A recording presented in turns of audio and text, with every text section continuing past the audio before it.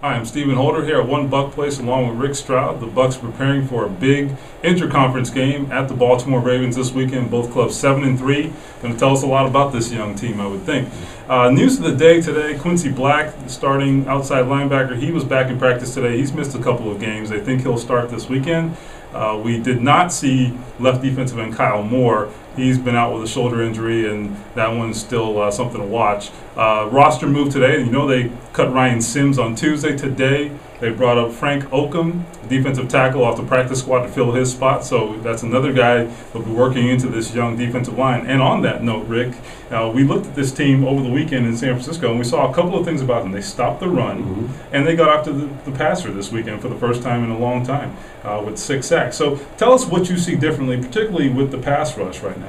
Well, I think the difference is Gerald McCoy. He's playing better, and he's been playing better for a while. In fact, in the last 4 games, he's had 14 tackles. He's blocked or knocked down 3 passes. He's recovered a fumble, and he has his first NFL sack. Actually got it in 2 half sacks, if you will.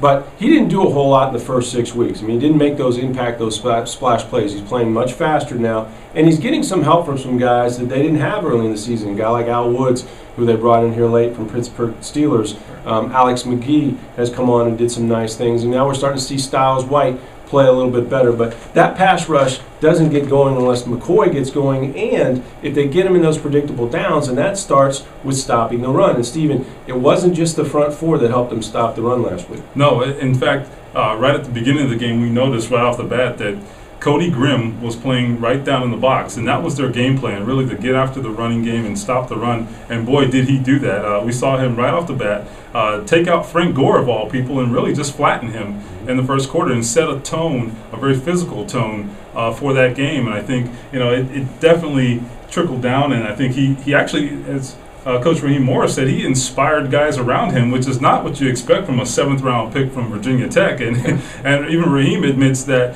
had he known this guy was going to be such a physical force and such a sure-handed tackler, he wouldn't have been a 7th-round pick. So they are really thrilled about the way this guy's playing right now. And I tell you, he has gotten better and better every week after a really rough start against the Pittsburgh Steelers in his first game.